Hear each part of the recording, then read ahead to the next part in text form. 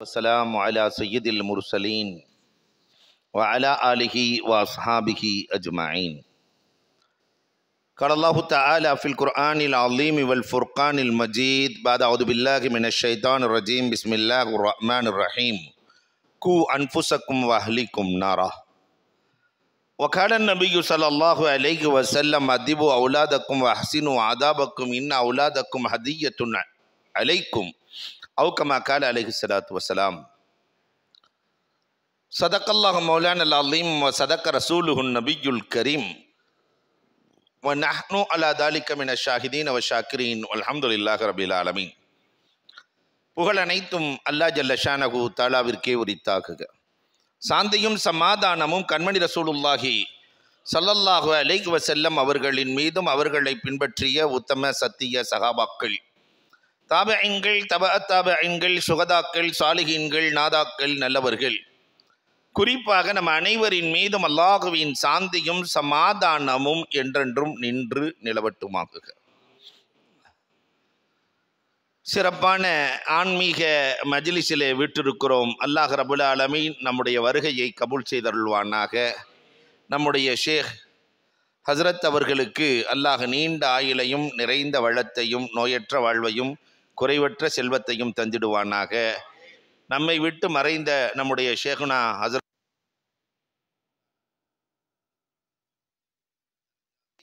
நசீபாக்கி தருவானாக. நம்மிடத்திலே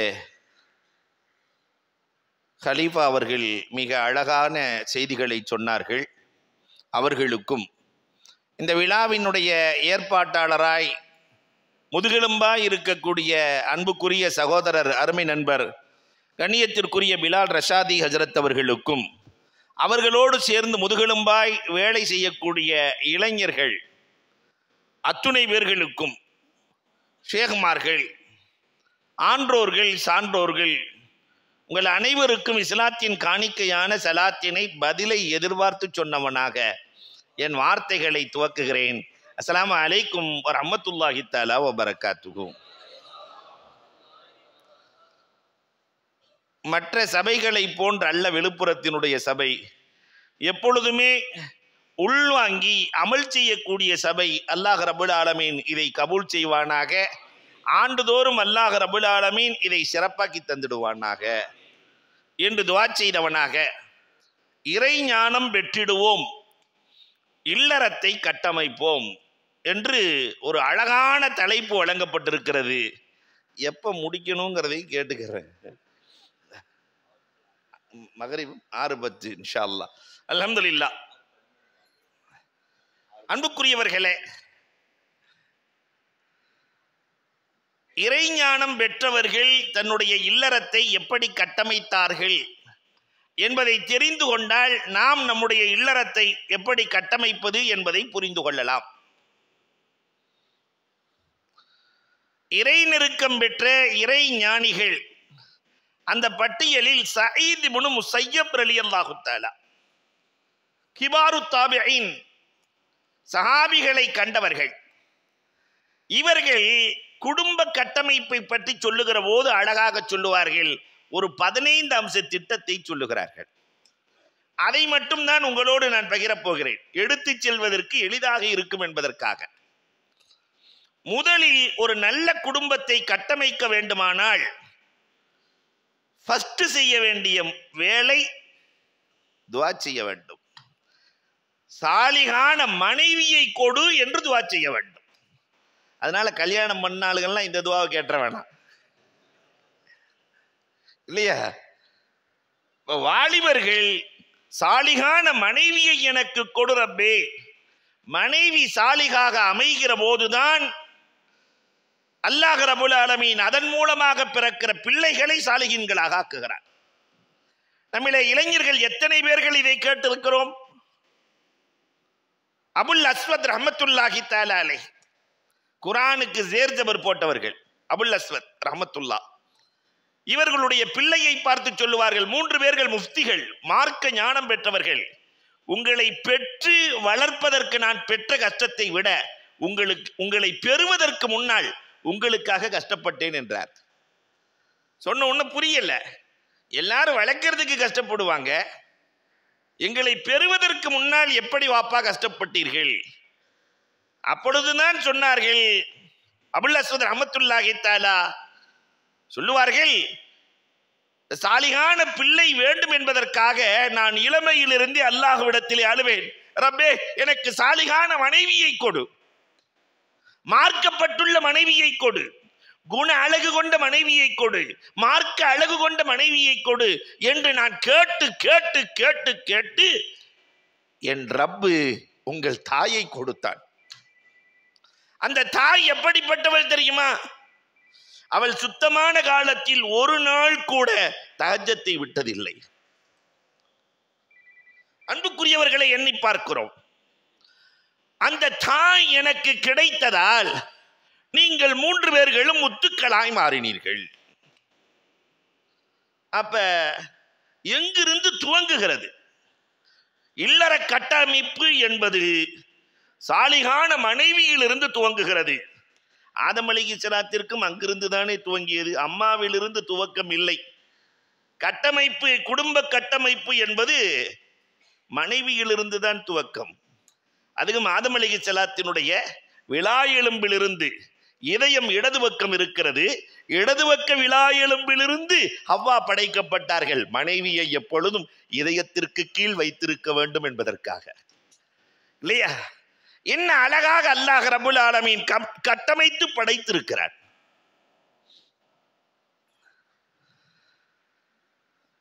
இரண்டாவது துஆ செஞ்சாச்சு. அல்லாஹ் ரப்புல் ஆலமீன் சாலிகான மனைவியை நமக்கு கொடுத்து விட்டான் என்றால் அடுத்த கட்டம் அந்த சாலிகான மனைவியோடு அன்பாய் குடும்பம் நடத்த வேண்டும். சில பேர் மிலிட்டரி மேன் மாதிரியே குடும்பம் நடத்துவான். 50 வயசுல ஒரு அம்மா 52 வயசுல தலாக் கேட்டு வந்திருக்கு. எத்தனை வயசுல? 52 வயசுல தலாக். ஏமா எத்தனை வயசுல அவங்களுக்கு கல்யாணம் நடந்துச்சு? எனக்கு அந்த அம்மா சொல்லுச்சு, 22 வயசுல கல்யாணம் நடந்துச்சு. சந்தோஷம். 30 வருஷம் குடும்பம் வாழ்ந்துருக்கிறீங்க, 30 வருஷ வாழ்க்கை. புள்ள இருக்கா? ஒரே ஒரு பொம்பளை புள்ள இருக்கு. கல்யாணம் முடிச்சாச்சா? அந்த பிள்ளைக்கு கல்யாணம் முடிச்சாச்சு, அந்த பிள்ளைக்கும் ஒரு புள்ள இருக்கு. புருஷன் கொடுமைக்காரனா? அதெல்லாம் இல்லை. தண்ணி அடிப்பாரா? அதெல்லாம் இல்லை. பீடி குடிப்பாரா? அதெல்லாம் இல்லை. வேற என்னம்மா பிரச்சனை?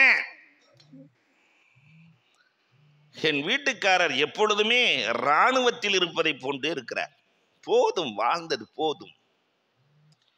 காலை 4 மணிக்கு எழுவார், வருகிற போதே பால் பாக்கெட்டை வாங்கி வருவார், வந்தவுடன் காஃபி போட்டு கொடுக்க வேண்டும். இது நான் 30 வருஷமா செஞ்சுக்கிட்டு இருக்கிறேன், காஃபி.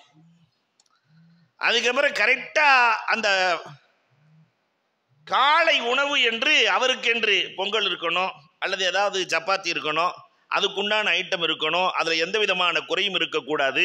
நான் காய்ச்சல் தலைவலி என்று படுத்தால் கூட செய்து விட்டுத்தான் படுக்க வேண்டும். 11 மணிக்கு சுண்டலும் கரெக்டாக அந்த டீயும் இருக்க வேண்டும். 1 மணிக்கு கரெக்டாக சாதம் இருக்க வேண்டும். அந்த சாதத்துக்கு தோதுவான, உணவுக்கு தோதுவான எல்லா பொருள்களும் இருக்க வேண்டும். மாலை நேரத்திலே அசருக்கு பிறகு வடையும் டீயும் இருக்க வேண்டும். இஷா தொழுகை விட்டு வீட்டுக்கு சென்றால் சப்பாத்தி இருக்க வேண்டும். எல்லாம் இல்லை என்றால் என்னை கட்டி ஏறி விடுவார். இப்படியே 25-30 வருஷமா ஓட்டிட்டேன். போதும், வாழ்க்கை போர் அடித்து போனது. என்னிடத்தில் அன்பாக ஒரு நாள் கூட என் கணவன் பழகவே இல்லை. வேற ஒண்ணுமே தேவையில்லை. மனைவி கணவனிடத்தில் என்ன எதிர்பார்ப்பாள் தெரியுமா? 2 தான். அவ பேசுறத கேட்கணும், அவள்கிட்ட கொஞ்ச நேரம் பேசணும், அவ்வளவுதான். பெண்களும் இருக்கிறாங்க. கணவன் பேசவில்லை என்றாலும் கோபிப்பாள். கணவன் பேசணும். 2வது அவ பேசுறத கேட்கணும், காது கொடுத்து கேட்கணும். சில கணவன்மார்கள் இருக்கிறாங்க, பேச ஆரம்பிச்சோன்னா கடைசியா என்ன சொல்ல வர்ற? என்ன ஆரம்பிக்கவே இல்லையம்மா, இல்லையா? கடைசியா என்ன சொல்ல வர்ற? அவளுக்கு அந்த வாய்ப்பையே வழங்காத கணவன்மார்கள். நிறைய இருக்கத்தான் செய்கிறார்கள். அன்போடு பாசத்தோடு குடும்பம் நடத்துகிற எந்த குடும்பமும் தோற்று போவதில்லை. அதனால நான் அடிக்கடி சொல்றது உண்டு, ஷேக் சாதி அவங்கள படிச்சுக்கிட்டே இருக்கணும். ஷேக் சாதியினுடைய வரலாறுகளை படித்துக்கொண்டே இருக்க வேண்டும். 1000 உதாரணங்கள். சக்கராத் ஹாலில் இருக்கிற ஷேக் சாதிகிட்ட போய் கேட்கிறாரு, ஏதாவது உபதேசம் பண்ணுங்களேன்னு. இப்போ ஷேக் சாதி சொன்னாரா மாணவருக்கு, இப்போ பொதுவாக ஷேகுமார்களுடைய எல்லா நடைமுறையும் நம்முடைய வாழ்க்கைக்கான படிப்பினை தானே.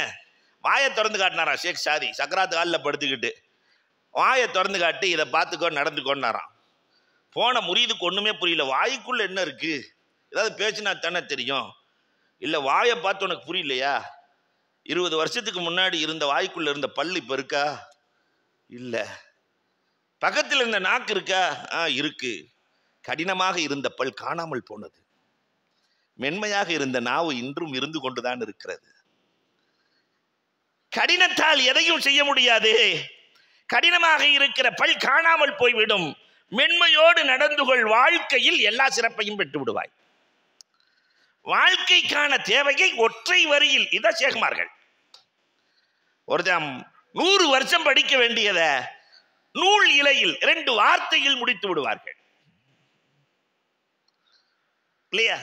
ஆரணி மாவட்ட ஒருத்தர் வந்து கேட்கிறாரு, நம்ம பார்த்தது நான் எப்படி வாழணும்னு. எவ்வளவு பெரிய கேள்வி தெரியுமா? நான் எப்படி வாழணும்? ஆரணி பாபா ஒரே வார்த்தை சொன்னாங்க, புளியம்பழம் மாதிரி வாழ்ந்துக்கன்ட்டாங்க. புளியம்பழம் மாதிரி வாழ்ந்துக்க, ஒரே வார்த்தை. பழம் தோளில் ஒட்டாது, தோல் பழத்தில் ஒட்டாது. புளியம்பழத்தை பார்த்துருக்கீங்களா? உள்ள இருக்கக்கூடிய பழம் எதில் ஒட்டாது, ஆனா உள்ளதான் வாழுவாங்க. துன்யாவில் வாழ வேண்டும், துன்யாவோடு ஒட்டாமல் வாழ வேண்டும். என்ன அழகான உதாரணங்கள்! இதெல்லாம் உலகத்தில் ஷேகுமார்களை தவிர வேறு எங்கு கிடைக்கும்? தண்ணீரை போல் வாழ்ந்து கொள். குடும்பத்தில் வாழ்க்கையில தண்ணி மாதிரி இருக்கணும் இல்லையா? தண்ணிக்கு எவ்வளவு குணங்கள் இருக்கிறது தெரியுமா? அழகான குணங்கள். தண்ணீர், நம்ம தண்ணீரை ரொம்ப ஈஸியா நினைச்சிட்டோம். மென்மைக்கு உதாரணமே தண்ணீர் தான். இந்த மென்மையான தண்ணீர் சொரசொரப்பான பாறையில் உரசி உரசி உரசி அந்த பாறையையே வலுவழுப்பாக மாற்றி விடுகிறது இல்லையா? அதே மாதிரி தான் பெண்மை என்ற தண்ணீர் இந்த ஆண்ட பழகி பழகி பழகி கல் நெஞ்சக்காரனையும் அந்த அம்மா எப்படி மாத்திருது. அன்புக்கு சிரிக்கிறத பார்த்தா நிறைய பேர் பீவியால மாறினவங்க இருக்கிற மாதிரி தெரியுது இல்லையா? இந்த தண்ணீருக்கு ஒரு பழக்கம் இருக்கிறது. தானே தேடி சென்று தாகமுள்ள வேர்களுக்கு தாகம் தீர்க்கும். ஓடிட்டு போகும்போது தாகமுள்ள வேர்களுக்கு தாகம் தீர்க்கும். நாம தண்ணீரா இருந்து எத்தனை பேர்களுக்கு தாகம் தீர்த்திருக்கிறோம்? ஞான பசியோடு இருப்பவர்கள், மார்க்கம் தெரிய வேண்டும் என்று நடப்பவர்கள், ஆன்மீகம் புரிய வேண்டும் என்று இருப்பவர்களுக்கு தண்ணீராய் ஓடி சென்று தாகம் தீர்த்திருக்கிறோமா? குடும்பத்திற்குள்ளே நம்முடைய பிள்ளைகளிடத்திலே தண்ணீராய் நடந்திருக்கிறோமா? தண்ணீருக்கு ஒரு பழக்கம் உண்டு, பள்ளங்களை நிறைத்து விட்டு செல்லும், மேடுகளை நிரப்பாது. தண்ணி பள்ளத்தை தான் நிரப்பும். ஆன்மீகம் என்பது சமூக பள்ளங்களை நிரப்புகிற அற்புதமான பாடம். மனசுக்குள்ள நிறைய பள்ளங்கள் விழுந்து கிடக்கும். ஷேகுமார்கள் அந்த பள்ளங்களை நிரப்பும் வேலையைத்தான் செய்வார்கள். நிறைய பள்ளம், ஒரு பக்கெட் கிபுருங்கிற பள்ளம், ஹசதுங்கிற பள்ளம், ஏராளமான பள்ளங்கள். அப்ப மென்மையாக தண்ணீரை போல் அதை நிரப்ப வேண்டும், பள்ளங்களை நிரப்ப வேண்டும், சரி செய்ய வேண்டும் இல்லையா? தண்ணீர் தானே ஒரு பாதையை அமைத்து ஓடுகிறது. நாமும் நமக்கென்று ஒரு பாதையை அமைத்து ஓட வேண்டாமா? நதி போல ஓடிக்கொண்டிரு என்று சொல்லுகிறானே. நதி ஒரு இடத்திலே தேங்கினால் அது குட்டையாகிவிடும், சாக்கடையாகிவிடும். பொதுவாகவே தேக்கம் எதிலையுமே கூடாது. பணம் தேங்கினால் அது பண வீக்கம் இல்லையா? பணம் தேங்கினால் அது வீக்கம், நீர் தேங்கினால் அது தேக்கம், காற்று தேங்கினால் அது துர்வாடை. வாழ்க்கையே தேங்கினால் மரணம். வாழ்க்கை தேங்கி போனால் மரணம். தேக்கம் என்பது எதிலும் கூடாது. அப்ப நதி போல ஓடிக்கொண்டிருக்க வேண்டும். மென்மையாய் குடும்பத்திற்குள்ளே கணவனும் மனைவியும் மென்மையாய் ஓடி இருக்கிறோமா? எங்க பார்த்தாலும் போர்க்களமாகத்தானே இருக்கிறது, சண்டை. தாய்மார்களும் வந்திருக்கிறீர்கள். சில வீட்டில் புருஷன்மார் உள்ளேயே நுழைய பயப்படுறான். உள்ள நுழைஞ்சு 1 மணி நேரத்தில் பெரிய சண்டை இல்லையா? நிறைய பேர் பார்க்கறத பார்த்தா நடக்கிற மாதிரியே தெரியுது. வீட்டுக்குள்ள இருக்க முடியல, ஆனால் இருக்க முடியல. அப்ப அந்த அன்பு காணாமல் போனது. நதியின் தன்மை மனிதனுக்கு சொந்தமானது, அதுவும் சேகுமார்களுக்கு சொந்தமானது. ஞானத்தை பெற்றவர்கள் நதி மேலிருந்து கீழே விழுந்தால் அதற்கு என்ன பெயர்? மேலிருந்து கீழே விழுந்தால் அருவி, ஓடினால் ஓடை, பாய்ந்தால் ஆறு, பொங்கினால் ஊற்று, கலந்தால் கடல். இல்லையா? இதை போன்றுதான் சில நேரத்திலே அருவியாய் கொட்டுவார்கள் சேகுமார்கள். கருத்துக்களை அவங்க எங்கிட்ட இருந்து வருதுன்னே தெரியாது. சில நேரத்திலே ஆட்டி படைத்து விடுவார்கள். இல்லையா? ஆட்டி படைத்து விடுவார்கள். ஆறு போல் பாய்வார்கள், பொங்கியும் எழுவார்கள், நம்மோடு கடலாய் கலந்தும் விடுவார்கள். அந்த கலப்பு நடந்தால்தான் ஆன்மீகம் பூர்த்தி அடைகிறது. இந்த ஆன்மீக கலப்பு தண்ணீர் போல் கலந்து விட வேண்டும். அப்படி நாம் சேகோடு கலந்து, சேகு ரசூலோடு கலந்து, இறைவனோடு ரப்போடு கலக்கிற இந்த கலப்பணி தான் இந்த ஆன்மீக பணி. உலகத்தில் வேற எங்குமே இது கிடைக்காது, இந்த கலக்கும் பணி. அல்லாஹு அக்பர்.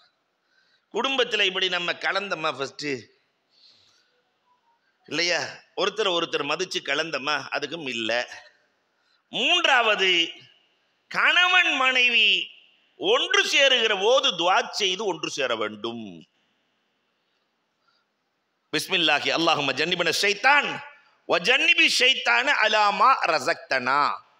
இந்த துஆவை எத்தனை பேர் ஒன்று சேரும் போது ஒன்று சேர்ந்து ஓதி இருக்கிறீர்கள் என்று கேட்டால் சிக்கலாகிவிடும், கேட்க மாட்டேன். இல்லையா? என்ன தெரியாது. அந்த நேரம் புரியாத நேரம். உலகத்திலேயே எந்த மதமும் சொல்லாத ஒரு வார்த்தை என்ன தெரியுமா? கணவன் மனைவியின் கரத்தை ஹலாலான முறையில் கல்யாணம் பண்ணி பிடிக்கிறானா இல்லையா, மரத்திலிருந்து இலைகள் உதிர்வதை போல பாவங்கள் உதிர்கிறது என்றார்கள் பெருமானார். வேற எந்த மதத்தில் இதை சொல்லல. ஹலாலான முறையில் திருமணம் முடித்து கணவன் கைபிடித்தால் மரத்தின் இலைகள் உதிர்வதை போல் உதிர்கிறது என்றால் எவ்வளவு அற்புதமான இல்லற கட்டமைப்பை இந்த மார்க்கம் சொல்லித் தருகிறது. நாம் இதை செய்தோமா? ஷைத்தானிடத்திலிருந்து பாதுகாப்பு தேட வேண்டும். ஹன்னா, யார் அந்த ஹன்னா? மரியம் அலைஹிஸ்ஸலாத்தினுடைய தாயார். பாதுகாப்பு தேடினார்கள். அல்லாஹ் ரப்பல் ஆலமீன் மரியம் அலைஹிஸ்ஸலாத்தை பாதுகாத்தான். மரியம் அலைஹிஸ்ஸலாத்தினுடைய பிள்ளை யாரு? ஈசா அலைஹிஸ்ஸலாத்தையும் ரப்பு பாதுகாத்தான். ஷைத்தானின் தொடுதலில் இருந்து அல்லாஹ் பாதுகாத்தான். நாலாவதாக, குழந்தை பிறக்கிற போது குழந்தைக்கு நாம் முதலிலே பாங்கு சொல்லி பேர் வைக்க வேண்டும். நம்ம தான் பாங்கு சொல்லணும், மோதினாரை கூப்பிட்டு வரக்கூடாது. இல்லையா? நிறைய இடத்துல பாங்கு சொல்லவே தெரியாது. சில பேருக்கு ஐயலச்சலாம் வரவே வராது. இல்லையா? ஹையுங்கிறது வராது, கையின்றே சொல்லுவாங்க. கையாலச்சலா கையாலச்சலா, அந்த கையை கொண்டு போய் தூக்கி போடு.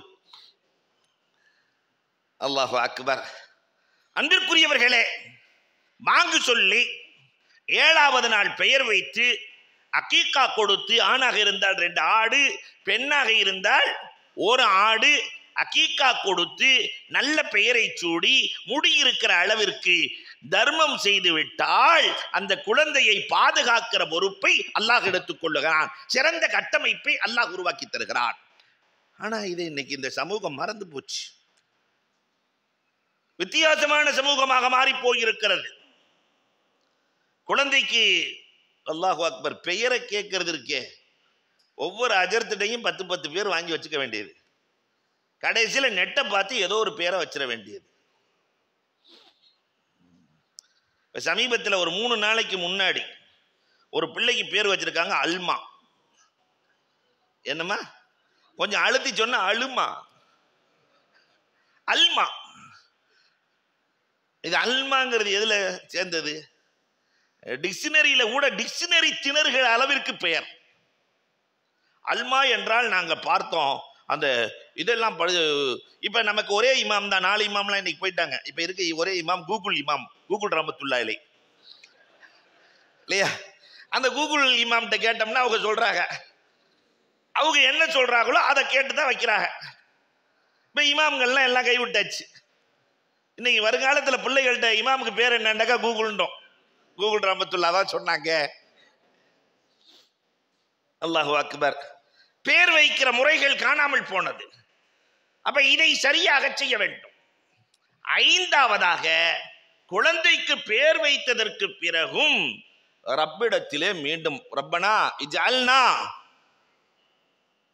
ரப்பி ஜஅல்னி முகீமஸ் ஸலா வ மின் துர்ரியதி, நபிமார்கள் கேட்டிருக்கிறார்கள், யா அல்லாஹ் என்னையும் தொழுகையை நிலைநாட்டுபவராக, என் பிச்சலங்களையும் தொழுகையை நிலைநாட்டுபவராக ஆக்கி தருவாயாக, மார்க்கத்தோடு வாழ தௌஃபீக் செய்வாயாக என்று பெற்றோர்கள் துஆ செய்து துஆ செய்து துஆ செய்து துஆ செய்து வளர்க்க வேண்டும்.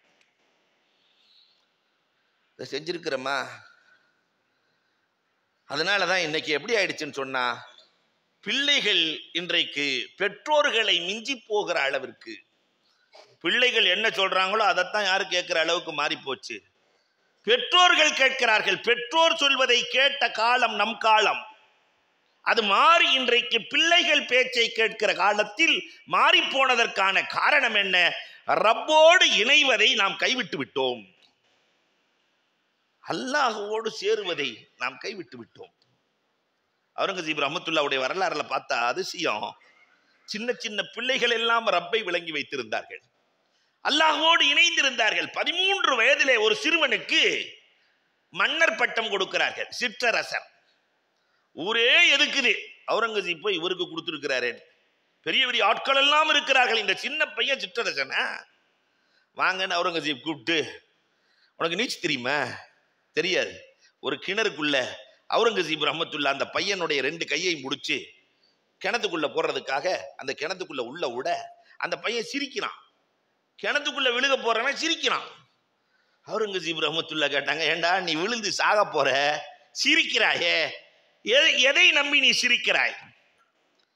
மன்னரே, என் கை யார் கையோடு இருக்கிறது தெரியுமா? இந்த நாட்டையே காப்பாற்றுகிற மன்னரின் கையோடு என் கை இருக்கிறது. நான் ஏன் கவலைப்பட வேண்டும்? இந்த நாட்டையே காப்பாற்றுகிற மன்னன் என் மன்னன், அவன் என் கையை பிடித்திருக்கிறான், நான் ஏன் கவலைப்பட வேண்டும்? அழுதார்கள். என் கையையும் ரப்போடு சேர்த்து விட்டால் நான் ஏன் கவலைப்பட வேண்டும்? நம் கையை ரப்போடு இணைத்தோமா? ரப்பு சொன்ன வழியில் நடந்தோமா? அதற்காக துஆ செய்தோமா? நம்முடைய பிள்ளைகளுக்கு இந்த வழியை காட்டினோமா? அறவே இல்லை. அந்த வழியை காட்டுகிற வேலையைத்தான் இந்த கான்காக்கள் செய்கிறது. அல்லாஹு அக்பர். ஆறாவதாக, குழந்தைக்கு இல்லற கட்டமைப்புக்கு ரொம்ப ரொம்ப ரொம்ப ரொம்ப முக்கியம், குர்ஆனை கற்றுக் கொடுத்து விட வேண்டும். குழந்தை உருவாகும் போதே குர்ஆனை கற்றுக் கொடுத்து விட வேண்டும். சிறு வயதிலேயே 10 வயதிற்குள் குர்ஆனை முடிக்கிற பிள்ளைகள் வழி தவறுவதில்லை. நீங்க எழுதி வைக்கலாம். எந்த பிள்ளைகள் எல்லாம் இங்கேயும் நீங்க பார்க்கலாம். விழுப்புரத்துல நீங்க நோட்ஸ் எடுங்க, முழு தமிழகத்தினுடைய வரலாறையும் பாருங்கள். நான் உலகத்தை சொல்லல. 10 வயதிற்குள் எந்த பிள்ளை குர்ஆனை சரளமாக ஓதி மதரசாவின் தொடர்போடு உலமாக்களின் தொடர்போடு எந்த குழந்தைகள் வாழ்கிறார்களோ அவர்கள் வழி தவறுவதில்லை. எந்த குழந்தைகள் குர்ஆனின் தொடர்பே இல்லாமல் இருக்கிறார்களோ அவர்கள் சரியான வழிக்கு வருவதில்லை. இந்த 2 தான் விஷயம், 2 தான் இல்லையா? அன்னைக்கு கிழிஞ்ச பேண்ட்டை போட்டுக்கிட்டு இருந்தோம், கிழிஞ்ச சட்டைய, அதுதான் இன்னைக்கு கிழிச்சு போட்டுக்கிட்டு இருக்கிறோம். 2க்கும் வித்தியாசம் தான். அன்னைக்கு கிழிஞ்சதை போட்டோம், நல்லா இருந்தோம். இன்னைக்கு கிழிச்சு போடுறோம், நல்லா இல்லை. அன்றைக்கு 10 வயதிற்குள் குர்ஆனை கொடுத்தார்கள், அந்த சமூகம் நன்றாக இருந்தது. இன்றைக்கு 10 வயதிற்குள் குர்ஆனை கொடுக்கவில்லை. மன வருத்தம். யார் கவலைப்பட்டார்கள்? என் பிள்ளைக்கு குர்ஆனை கொடுக்கலையேன்னு, இல்லையா? பக்தியாரை காக்கி ரஹ்மத்துல்லாஹி தஆலா அலைஹி 7 வயது இல்ல, 3 வயது. எத்தனை வயசு? 3 வயது. நான் அடிக்கடி நினைவூட்டுகிறேன். தாய்மார்கள் வந்திருக்கிறீர்கள், 3 வயசுல அலிபாத்த ஆரம்பிச்சு வைக்கணும்னு சொல்லி பக்தியாரே காக்கியினுடைய அம்மா, இன்னைக்கு வரைக்கும் அம்மா தான் சொல்லுவாங்க, பிள்ளைக்கு வந்து குர்ஆன் எடுக்கணும், அதை செய்யணும், இதை செய்யணும் அத்தாட்ட. அப்ப அம்மா அத்தாட்ட சொல்றாங்க, அஜ்மீர் நாயகம் வந்திருக்கிறாங்க, வீட்டுக்கு கூட்டிட்டு வாங்க. டெல்லிக்கு வந்திருக்கிறாங்க, வீட்டுக்கு கூட்டு வாங்க. தேன் தொட்டு வச்சு பிஸ்மில்லா சொல்லி ஆரம்பிச்சு வைக்கணும். கூட்டு வந்தாச்சு. ஒரு 10-20 பேத்தோட வர்றாங்க. தேன் தொட்டு வச்சு பிஸ்மில்லா சொல்லி ஆரம்பிச்சு வச்சா, அலிஃப் என்று சொன்னால் பக்தியாரை காக்கி சூரத்துல் ஃபாத்திஹாவை ஓதி விடுகிறார்கள். 3 வயசுல அல்ஹம்துலில்லாஹி ரப்பில் ஆலமீன் அவர் பாட்டுக்கு ஓதுறார். சரி, அம்மா சொல்லி கொடுத்துருக்கோம், அதனால ஓதுறாங்க என்று பார்த்தா, வேற ஏதாவது தெரியுமா வாப்பா? குல்குவல்லா தெரியும்னு நினைச்சுக்கிட்டு இவங்க கேட்கறாங்க, வேற ஏதாவது தெரியுமா வாப்பா? குல்குவல்லா ஏதாவது மனப்பாடம் பண்ணிருக்கலாம். சூரத்துல் பக்கரா ஓதட்டுமான்னாரு. சூரத்துல் பக்கரா எத்தனை ஜுஸ்? எவ்வளவு? 2.5 ஜுஸ், கொஞ்சம் தான் கம்மி. ஒரு பிழை இல்லாமல் ஓதுகிறார். நெற்றியிலே முத்தமிட்டு, தம்பி 3 வயசுல வேற ஏதாவது உனக்கு தெரியுமா? ஆல இம்ரான் ஓதட்டுமா? நிசா ஓதட்டுமா? மாயிதா ஓதட்டுமா? 18 ஜுசுக்கள். 18 ஜுசுக்கள். அல்லாஹு அக்பர். ஷேக் வர்றாங்க.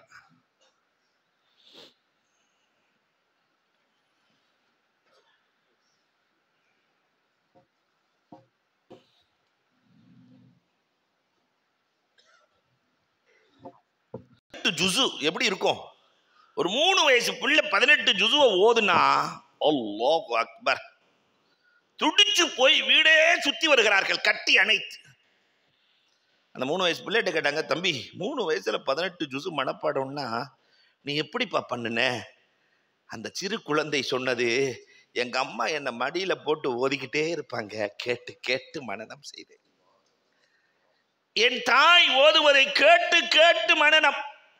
இன்றைக்கு எத்தனை தாய்மார்கள் இல்லங்களிலே குர்ஆன் ஓதுகிற தாய்மார்களாக இருக்கிறோம்? எண்ணி பார்க்க வேண்டும். எத்தனை இல்லங்கள் இருக்கிறது?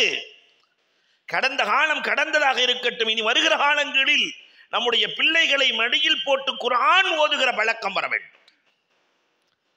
அதுக்கு நேர் மாற்றமா இன்னைக்கு செல்போனை கொடுக்கிற பழக்கம். பிள்ளைய மடியில போட்டோன்னு செல்போனை கொடுத்துட வேண்டியது. பிறந்ததெல்லாம் தடவிக்கிட்டே இருக்கு இல்லையா? தடவி தடவி பிறந்ததெல்லாம். தாய் தடவிக்கொண்டே பெற்றால் பிள்ளை தடவிக்கொண்டே வாழ்கிறது. இதுதான் இன்றைய சமூகத்தினுடைய அவலம். வருங்காலத்தினுடைய நிலை என்னாகுமோ என்று எண்ண தூண்டுகிறது. 6வது, அன்புக்குரியவர்களே, எப்படி நம்ம குர்ஆனை கொடுத்தோமோ, 7வதாக அந்த சின்ன குழந்தைகளுக்கு அவ்வப்போது உபதேசங்கள். நாம சின்ன வயசா இருக்கும் போதெல்லாம் சின்ன சின்ன உபதேசங்கள் பெரியோர்கள் கொடுத்து கொண்டே இருப்பார்கள். சின்ன சின்ன உபதேசம். கிழிஞ்ச பாயில படுத்திருப்போம், நமக்கு என்ன ஞாபகம் இருக்கு? பாய் கிழிஞ்சிருக்கும். எங்க நன்னி பார்த்தா சுலைமான் அலைஹிஸ்ஸலாம் வானத்துல ஜம்காலத்துல பறந்த வரலாறு சொல்லி கொண்டிருக்கும். நம்ம கிழிஞ்ச பாயில படுக்கிறது மறந்துட்டு நம்மளும் ஜம்காலத்துல படுத்துட்டு போன மாதிரியே இருக்கும். அந்த சுலைமான் அலைஹிஸ்ஸலாத்தினுடைய வரலாறு, தாவூத் அலைஹிஸ்ஸலாத்தினுடைய வரலாறு, யூசுப் அலைஹிஸ்ஸலாத்தினுடைய வரலாறு, சின்ன சின்ன பிஞ்சு உள்ளங்களில் நபிமார்களினுடைய வரலாறுகள், வலிமார்களினுடைய வரலாறுகள், அது தருகிற பாடங்கள். இதையெல்லாம் ஞானிகள் கொடுத்து வாழ்ந்தார்கள். கௌசல்யா முஹையத்தீன் அப்துல் காதிர் ஜீலானி கதஸல்லாஹு சிரகுல் அஸீஸ் எப்படி பிறந்தார்கள், வாழ்ந்தார்கள், திருடனை எப்படி அவர்கள் திருத்தினார்கள், இதெல்லாம் நமக்கு எப்ப சொல்லிக் கொடுத்த பாடம்?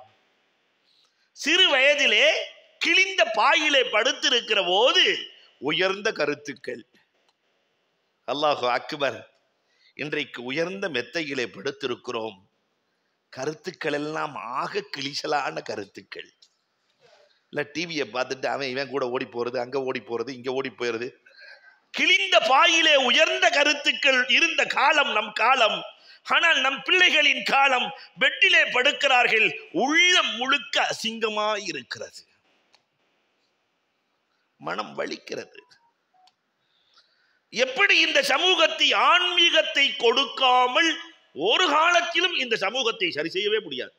தஸ்கியத் இல்லாத சமூகம் சரிந்து போன சமூகம், உடைந்து போன சமூகம்.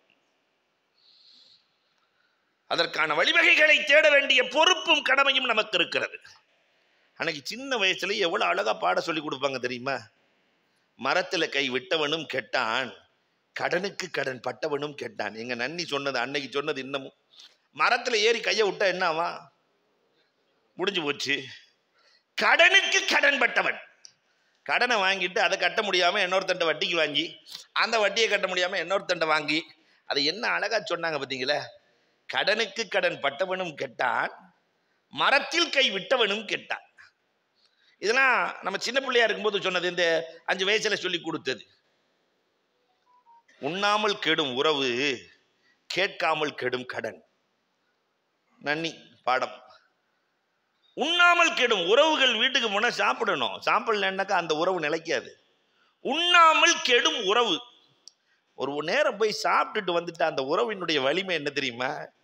வீட்டுக்கு வந்தாங்க, சாப்பிட்டுட்டு போனாருங்க மச்சான், சாப்பிட்டுட்டு போனாரியா என்று சொல்லுகிற போது அந்த அழுத்தத்தில் உறவின் ஆழம் தெரியும். வந்தாரு, கை நினைக்காம போயிட்டார். அங்க உறவின் விரிசல்கள் எங்கே கட்டமைக்கப்படும்?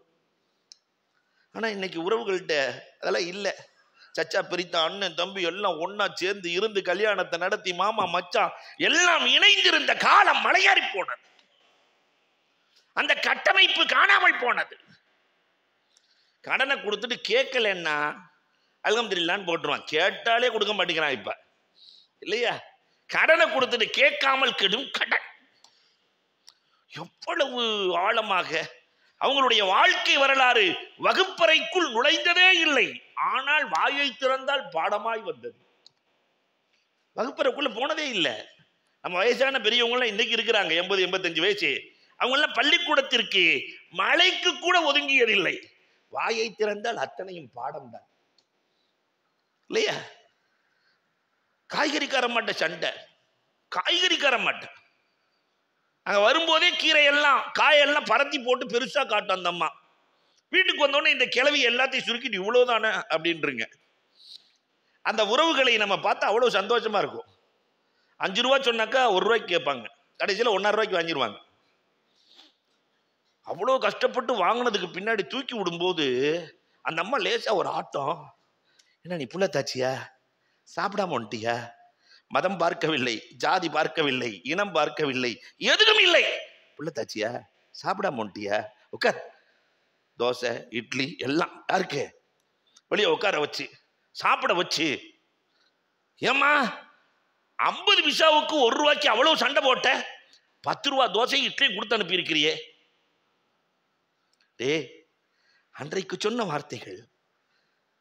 வியாபாரத்தில் கணக்கு பார்க்காதவன் கெட்டான், புண்ணியத்தில் கணக்கு பார்த்தவன் கெட்டான். வியாபாரம் வேறு, புண்ணியம் வேறு. நான் முதலில் பார்த்தது வியாபாரம், இப்பொழுது பார்ப்பது புண்ணியம். வியாபாரத்துல கணக்கு பார்க்கலன்னா கேட்டான், புண்ணியத்துல கணக்கு பார்த்தா கேட்டான். என்ன வார்த்தைகள்! இந்த ஞான கருத்துக்கள் இதெல்லாம் எங்க இருந்து கிடைச்சு தெரியுமா? கொஞ்சம் யோசிச்சு பார்த்தா எல்லாம் ஷேகுமார்களின் வாய்வரி கருத்துக்கள் தான். அவங்களுக்கு வேற எதுவும் பள்ளிக்கூடம்லாம் இல்லை. ஷேகுமார்கள், இறைநேசர்கள், வழிமார்கள் சொன்ன சொல்லின் கருத்துக்கள் அவர்களின் வாழ்க்கையில் பதிந்தது, வரலாறாய் மாறியது. தொட்ட எல்லாம் உபதேசங்கள் தான். ஆனா இன்னைக்கு நம்முடைய பிள்ளைகளுக்கு உபதேசமே இல்லாத பிள்ளைகள். இதை கேட்டு போய் அஜர்த்து உபதேசம் செய்ய சொல்லி இருக்காருன்னு போய் பசங்களை எல்லாம் உட்கார்றா அப்படின்னு உபதேசம் செய்ய ஆரம்பிச்சிங்கன்னு வச்சுக்கோங்க. நேற்று வரைக்கும் வாப்பா நல்லா தானே இருந்தாரு, இன்னைக்கு என்ன ஆச்சு என்று கேட்கிற சூழலில் இன்றைக்கு உலகம் மாறி போயிருக்கிறது. அவ உபதேசம் செய்ய வேண்டும். 8வதாக குடும்ப கட்டமைப்புக்கு மிக முக்கியம், பிள்ளைகளை ஒரு பிள்ளைக்கு முன்னால் இழிவுபடுத்தி பேசிவிடக்கூடாது. சயீத் இப்னு முஸையப் ரஹ்மத்துல்லாஹி அழகாக எழுதுகிறார்கள். 2 புள்ள 3 புள்ள 4 புள்ள இருக்கா, ஒருவரை ஏளனமாக ஆக்கி இன்னொருவரை தூக்கும் வேலையை பெற்றோர் செய்யக்கூடாது. இது குழந்தைகளுக்கு மத்தியில் பாகுபாட்டை உருவாக்கிவிடும். ஹசன் ஹுசேன் ரலியல்லாஹு 2 பேர் சண்டை போட்டுக்கிட்டு இருக்கிறாங்க. ஹசன் ஹுசேன் ரலியல்லாஹு தஆலா, ஃபாத்திமா ரலியல்லாஹு தஆலா வர்றாங்க. 2 பேரும் சொல்றாங்க, என்ன இவர் அடிச்சிட்டாரு, என்ன அவர் அடிச்சிட்டாருன்னு. உட்கார்ந்து 2 பேர்த்தையும் 2 மடியில உட்கார வச்சுக்கிட்டு ஃபாத்திமா ரலியல்லாஹு அழுதார்களாம். தாய் அழுதார்கள். ஏம்மா அழுகிறீங்க? 2 பேரும் சண்டை போட்டதை மறந்துட்டாங்க. ஏம்மா அழுகிறீங்க? அல்லாஹு அக்பர். அப்ப அந்த தாய் சொன்னார்கள், நாளைக்கு அல்லாஹ் மறுமையில சொர்க்கத்து தலைவி ஃபாத்திமா உனக்கு குழந்தை வளர்க்க தெரியலையே நல்லா கேட்டா நான் என்ன பதில் சொல்ல? 2 பேரும் சண்டை போடுற அளவுக்கு நீ குழந்தை வளர்த்த? விட்டு கொடுக்கிற மனப்பான்மை உன் பிள்ளைகளிடத்தில் இல்லையே என்று என்னை ரப்பு கேட்டால் நான் என்ன பதில் சொல்லுவது என்று தெரியாமல் அழுகிறேன். அன்னைக்கு விட்டாங்க சண்டைய. அந்த தாய் ஆரம்பத்திலேயே ஒரு தவறு நடக்க போகிறது என்றால் அந்த தவறை தடுக்கிற முறை, யாரின் மனதும் வலிக்காமல் 2 பேரையும் சரிசமமாக பார்க்கிற முறை குடும்பத்திற்குள் நடக்க வேண்டும். இன்னைக்கு அது நடந்திருக்கா? அன்புக்குரியவர்களை எண்ணி பார்க்க வேண்டும். 9வதாக, குடும்பத்திற்குள் பேசுகிற போது அன்போடு பேச வேண்டும். அன்பால் தான் குடும்பத்தில் சாதிக்க முடியுமே தவிர, நிறைய பேர் வீட்டில் ஆம்பளைகள்லாம் ஒன்று போலீஸ்காரன் மாதிரியே இருப்பான். உள்ள போன உடனேயுமே எஃப்ஐஆர் போட்டுக்கிட்டே இருப்பான். வா, நீ இதை செஞ்சது தப்பு, நீ அதை செஞ்சது தப்பு, நீ இப்படி செஞ்சது தப்பு, இனிமேல் இது செய்யக்கூடாது, இது செஞ்சேன்னா உனக்கு 10 நாள் சாப்பாடு தர மாட்டேன். போலீஸ்காரன் மாதிரியே. சில பேர் வீட்டுக்குள்ள நுழைஞ்ச வக்கீல் மாதிரியே இருப்பான் இல்லையா? கேஸை ஃபைல் பண்ணிக்கிட்டே இருப்பான். வேற அன்னைக்கு அதை செஞ்ச அம்மா வேற, இப்படியே போயிட்டே இருக்கும். சில பேர் மிலிட்ரி மேன் மாதிரியே இருப்பான். சில பேர் வாத்தியார் மாதிரியே இருப்பான். பெஞ்சி மேலே ஏறு, தோப்பு கண்ணம் போடு. ஒருத்தனும் வீட்டுக்குள்ள நுழையும் போது தகப்பனா இருக்கிறதே இல்லை. சராசரி தகப்பனாய் ரசூலுல்லாஹி ஸல்லல்லாஹு அலைஹி வஸல்லம் உள்ளே நுழைந்து அன்பாய் பிள்ளைகளோடு விளையாடியதை போன்று, தன் பிள்ளைகளை தோளில் வைத்து கொஞ்சியதை போன்று, தன் பிள்ளைகளுக்கு அன்பாய் பாடம் சொல்லிக் கொடுத்த நிலைப்பாடுகள் இன்றைக்கு நம் வீட்டில் வந்ததா? எண்ணி பார்க்கிறோம். அலியனுல் கலாம், இந்த பேச்சிலே லையின் இருக்கும். என்ன சொல்ல மாட்டாங்களா ரசூலுல்லாஹ்? நமக்கு வேற ஏதாவது சொல்ல மாட்டாங்களா? அந்த பிள்ளைகள் ஆர்வத்தோடு ஆரவாரத்தோடு இருப்பார்கள். நம்ம வீட்டில் கதை சொல்லி பழகிட்டோம்னா அந்த புள்ள கரெக்டாக வந்து படுத்துக்கும் கையில. சொல்ல மாட்டீங்களா? இன்னைக்கு என்ன சொல்லுங்க பார்க்கலாம். அந்த ஆசையும் அன்பும் பெற்றோரின் மீது, தாய் தகப்பனின் மீது உருவாக்க வேண்டிய வேலையை செய்தோம்னா. 10வதாக அல் யாத்திதாலு பைன நிசாஇ வர் ரிஜால், ஆண் பெண் பாகுபாடு குடும்பத்தில் கூடாது. இந்த கட்டமைப்பு சரியா உருவாகணும்னா ஆண் பெண் பாகுபாடு கூடாது குடும்பத்துக்குள்ள. ஆனா மகளுக்கும் மகனுக்கும் பாகுபாடு இல்லாமல் நாம் செய்திருக்கிறோமா? யோசிச்சு பாருங்க. இன்னைக்கு கூட ஒரு பஞ்சாயத்து வந்துச்சு. பொம்பளை பிள்ளைக்கு நகை போட்டு கொடுத்தா சேர்த்து அவங்களுக்கெல்லாம் சொத்து கொடுக்க முடியாது, ஆம்பளை பசங்க தான். நவுது பில்லா. இது சரியத்துக்கு மாற்றமாக நீங்க நபி ஆயிட்டீங்களான்னு கேட்டேன் அந்த அவர்கிட்ட, கேட்டவர்கிட்ட. எப்ப நீங்க ரசூலுல்லாஹ் நீங்க எப்ப நபியா? நீங்க நம்ம சட்டங்களை நாம எடுத்துக்கொள்வதாக இருந்தால் நபியாக இருந்தா தான் முடியும் இல்லையா? ஆளுக்கு ஆளு சட்டங்களை கையில் எடுக்கிற அவலம் நம் சமூகத்தில் இருக்கிறது. ஆம்பளை புள்ள பிறந்துச்சுன்னு சொன்னா நம்ம பார்த்த உடனேயுமே தெரிஞ்சுக்கும் புள்ள ஆம்பளை பிள்ளையான்னு. வரும்போதே 5 ஸ்டார் சாக்லேட் பறக்கும் இல்லையா? அப்படின்னாவே சரி ஆம்பளை புள்ள பிறந்திருக்கு. பொம்பளை புள்ள பிறந்துச்சுன்னு சொன்னா கபூர்ல இருந்து அப்பதான் எந்திரிச்சு ஒரு மாதிரியே எந்திரிச்சு வருவான். அப்பதான் எந்திரிச்சு ஆள் மாதிரி எந்திரிச்சு, உடம்புல பல்ஸே இல்லாம அப்படியே மெதுவா நடந்து வருவார். என்ன குழந்தை பிறந்து அதுல கூட சவுண்ட் இருக்காது. அல்லாவே பெண் பிள்ளை என்றால் புஷ்ரா என்கிறான், சுபச்செய்தி என்கிறான். உனக்கு ஏன் வலிக்கிறது? நாம் பெற்றோர் தான். தமிழ்ல அழகா பேர் வச்சிருக்கிறான், பெற்றோர். அல்லாஹ் கொடுத்திருக்கிறான், நம்ம வாங்கி இருக்கிறோம். பெற்றோர் நீ உருவாக்கல, பெற்றோர் நாம். அதை வளர்க்கிற பொறுப்பை நமக்கு கொடுக்கிறான். அத்தனையும் அவன் கண்ட்ரோலில் வைத்திருக்கிறான். அவன் கண்ட்ரோலில் வைத்து விட்டு பெண் பிள்ளையை புஷ்ரா என்று சொல்லுகிறான். உனக்கு சுப செய்தியாக, வளர்ச்சியாக, உனக்கு சந்தோஷமாக பெண் பிள்ளையை ஆக்கி கொடுத்திருக்கிறேன் என்று ரப்பு சொல்லுகிறான். ஆனால் ரப்பை மதிக்காமல் நடக்கிறான். 11வதாக குடும்ப கட்டமைப்புக்கு மிக மிக மிக அவசியம் அல் ஃபஸ்ல். வயது வருகிற போது படுக்கையில் பிரிக்க வேண்டும். வயசு வந்துருச்சுன்னு சொன்னா படுக்கையில் 9வது 10வது படிக்கிற பையன், 15 வயசு பையன் அம்மா கூட சேர்ந்து படுத்திருக்கிறான். மார்க்கம் இதை கண்டிக்கிறது. வயசு வந்துருச்சுன்னா படுக்கையை தனியாக்கு. வயது வந்த பையனும் வயது வந்த பிள்ளையும் தங்கச்சி அண்ணன் தான், ஆனா ஒன்ன படுக்க கூடாதுங்குது மார்க்கம். தவறுக்கான எந்த ஷாயிபத்தும் எந்த நிழலும் வந்துவிடக்கூடாது என்று மார்க்கம் சொல்லுகிறது. இன்றைக்கு அதை கடந்து போய் சமூகம் சென்று கொண்டிருக்கிறது. இந்த ஃபசில் குடும்ப கட்டமைப்புக்கு நம் முன்னோர்கள் காட்டிய அழகிய வழிகள். 12வது, அந்த குழந்தைகளுக்கு இபாதத்தின் சுவையை தர வேண்டும். நம்ம இபாதத்தையும் கொடுக்கல, இபாதத்தின் சுவையையும் தரல. கண்ணை கட்டிக்கிட்டு புள்ள வாய்க்குள்ள அல்வாவை திணிச்சா அல்வான்னு சொல்லிடுவானா இல்லையா? மைசூர் பாக்கு கொடுத்தா மைசூர் பாக்குன்னு சொல்லிடுவானா இல்லையா? இபாதத்தின் சுவையை சொல்லிக் கொடுத்தோமா? தொழ வேண்டும் என்பதை சொல்லிக் கொடுத்தோமா? ரப்பிடத்திலே கேட்டு பெற வேண்டும் என்பதை நம்முடைய பிள்ளைகளுக்கு இபாதத்தின் அலாவத்தை இதை செய்து காட்டியவர்கள் தான் அபூ ஹுரைரா ரலியல்லாஹு தஆலா. அபூ ஹுரைரா ரலியல்லாஹு தஆலாவினுடைய வீடு எப்படி இருக்கும்னு சொன்னா, அதே ஒரு கான்கானா, இபாதத் கானா. அந்த வீட்டுக்குள்ள யாராவது உறவை முறித்தவர் வந்தா இவங்க எந்திரிச்சு வெளியே போயிடுவாங்களாம். அபூ ஹுரைராவின் இல்லத்திற்குள் உறவை முறித்தவர் நுழைந்தால் எழுந்து செல்லுவார்கள். ஏன் செல்லுகிறீர்கள்? உறவை முறித்தவர் நுழைகிறார், ரஹ்மத் என் வீட்டுக்குள் வராமல் போய்விடுமோ என்று நான் பயப்படுகிறேன். வீடு அபூ ஹுரைரா ரலியல்லாஹுவினுடைய வீடு இரவு நேரத்தில் 3 பகுதியாய் பிரிக்கப்படும்.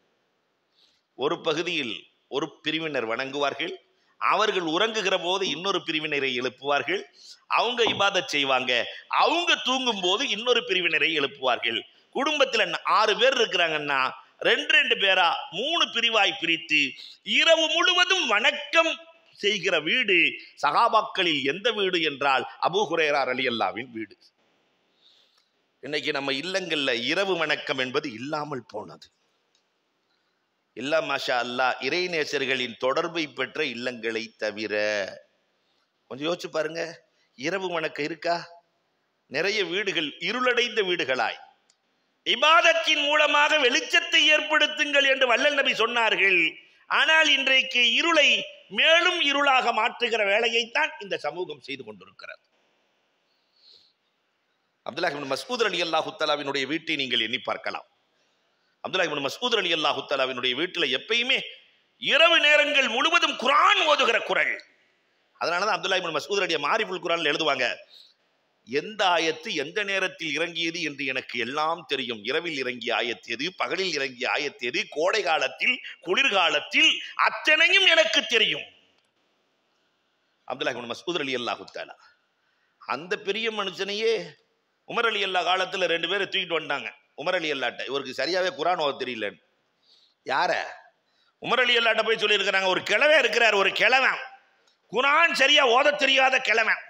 உமர் ரலியல்லாஹு சொன்னாங்களா, என் ஆட்சியில் குர்ஆன் ஓத தெரியாத ஒருவரா? இந்த கேள்வி இப்ப நம்ம சொல்லணுமா? நாம இருக்கிற காலத்துல குர்ஆன் ஓத தெரியாத ஒரு ஆளு விழுப்புரத்துல இருக்கா அப்படின்னா 50 பேர் ஓத தெரியாத ஆளா தான் இருக்கும், கேட்கவே முடியாது. அப்ப எல்லோரும் ஓத தெரிந்தவர்களாக இருந்தார்கள். அது யார்? அந்த கிழமை தூக்கிட்டு வாங்க. நேரம் அப்துல்லாஹ் இப்னு மஸ்ஊத் ரலியல்லாஹு கொண்டு வந்து நிறுத்திட்டாங்க. இப்படி உமர் ரலியல்லாஹு பார்த்த உடனே பயந்து போயிட்டாங்க, இவருக்கு குர்ஆன் ஓத தெரியலையா? ஒரு நாள் நான், ரசூலுல்லாஹ், அபூபக்கர் ரலியல்லாஹு 3 பேரும் நடந்து சென்றோம். தஹஜ்ஜத் நேரத்தில் இவர் ஓதிக்கொண்டிருந்தார்.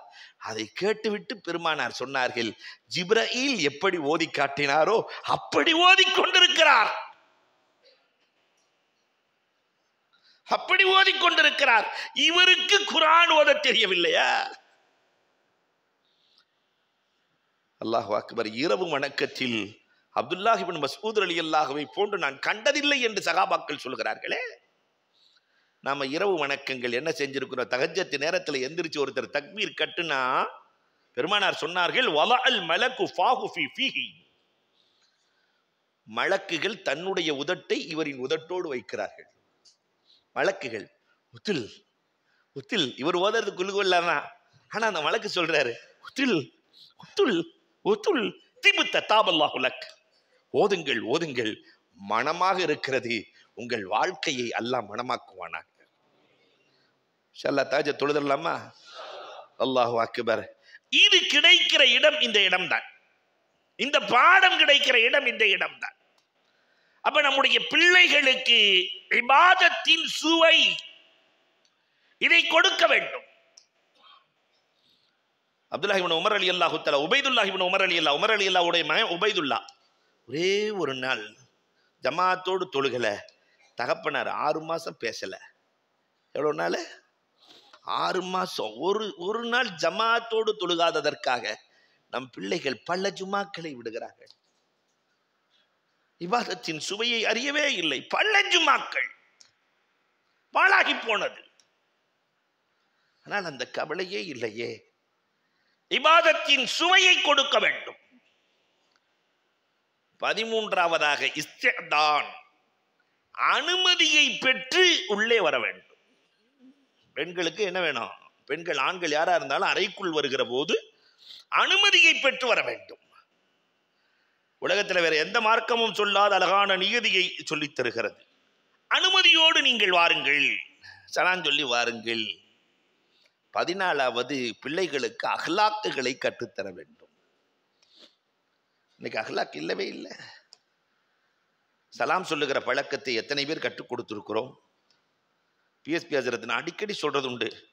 நாங்கள் பாக்கியாத்திலிருந்து ஊருக்கு கிளம்புனோம்னா பிஎஸ்பி ஹஜரத் சொல்லுவாங்க, எங்கள் உஸ்தாத் அல்லாஹ் அவருடைய கபரை சொர்க்கத்தின் பூங்காவனமாக ஆக்குவானாக. அவங்க சொல்லுவாங்க, உங்கள் மாமாவுக்கு சலான் சொல்லிடுங்க, உங்கள் அத்தாவுக்கு சலான் சொல்லிடுங்க, உங்கள் பெரியத்தாவுக்கு சலான் சொல்லிடுங்க. இவங்களெல்லாம் பார்த்துருக்கீங்களா ஹஜரத்? யாரையுமே பார்த்ததில்லப்பா. அப்ப சொல்றீங்க, என் சலாம் உன்னை சலாமத்தாக கொண்டு போய் சேர்க்கும். என்ன வார்த்தை! மதீனாவிற்கு செல்லுகிற போது சலாம் சொல்லி அனுப்புகிறோமே, இந்த சலாம் சலாமத்தாக கொண்டு போய் சேர்க்குமே. ஒரு சலாமுக்கு எவ்வளவு பவர் இல்லையா? இன்னைக்கு வீட்டுக்குள்ள போய் நுழைஞ்சோம்னா பிள்ளைங்க சலான் சொல்ற பழக்கம்லாம் இல்லை. ஆனாலுக்கு செல்போனை வச்சுட்டு உட்காந்துருக்கு. 4 பேர் இருக்கா, 4 பேர் இப்படி பார்த்துக்கிட்டு இருக்கிறான். ஒருத்தனும் நம்மளை பார்க்குற மாதிரி இல்லை இல்லையா?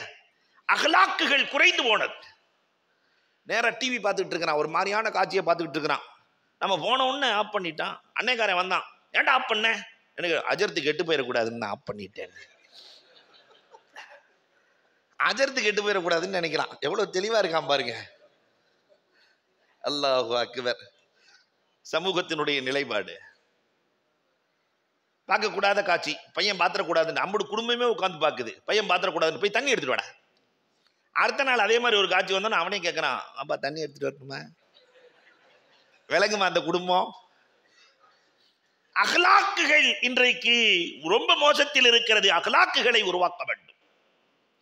நிறைவாக அந்த குழந்தைகளுக்கு சமூக அக்கறையை சொல்லிக் கொடுக்க வேண்டும். நீ மட்டும் நல்லா இருந்தா பத்தாதுடா, கூட இருக்கிற எல்லாரும் நல்லா இருக்கணும். சமூகம் குறித்த கருத்துக்களை கொடுத்தாக வேண்டும். இன்னைக்கு அது குறைஞ்சு போச்சு. நம்ம சின்ன பிள்ளையா இருக்கும்போது ஒரு பொருளை கொடுத்து எல்லாம் பகிர்ந்து சாப்பிடுங்கப்பா இப்படின்னு சொன்னோம். இன்னைக்கு அப்படிலாம் இல்லை. டே வெளியே கொண்டு போகாதடா, புடுங்கி தின்றுவானுங்கடா. வெளியே கொண்டு போகாதடா, புடுங்கி தின்றுவானுங்கடா. நீயா தின்ட்டு, நீயா சாப்பிட்டுட்டு, நீயா படுத்துக்கடா சொல்றமா இல்லையா? இப்ப சமூகத்தை குறித்த அக்கறை எங்கே வரப்போகிறது? யார் எக்கேடு கெட்டு போனால் நமக்கு என்ன என்ற நிலையில் இன்றைக்கு சமூகம் செல்கிறது. அல்லாஹு அக்பர். நான் நரகம் சென்றாலும் பரவாயில்லை, என் உம்மத்து சொர்க்கம் செல்ல வேண்டும், பெருமானாரின் உம்மத்து சொர்க்கம் செல்ல வேண்டும் என்று நினைத்த அஜ்மீர் ஹாஜா மொயினுத்தீன் ஜிஸ்தி ரஹ்மத்துல்லாஹி தஆலா அந்த ஷேகின் வழியாகத்தானே இத்தனை கோடி பேர்களுக்கு ஹிதாயத் இல்லையா? சமூகத்தின் மீது அக்கறை. தொண்டியிலிருந்து ஏன் இங்க வரணும்? புதுப்பட்டினத்திலிருந்து ஏன் இவ்வளவு கஷ்டம்? எதுக்கு? எல்லோரும் சொர்க்கவாசியாக, எல்லோருடைய உள்ளத்திலும் ரப்பை வைக்க வேண்டிய வேலையை அல்லாஹ் ரப்புல் ஆலமீன் இதை கபூல் செய்து அருள் புரிவானாக. நம்முடைய சேவையை கபூல் செய்வானாக. ஞானம் நிறைந்த கட்டமைப்பை பெற்ற குடும்பமாக நம்முடைய குடும்பத்தை அல்லாஹ் ஆக்குவானாக. வாஹிரு தஅவானா அல்ஹம்துலில்லாஹி ரப்பில் ஆலமீன்.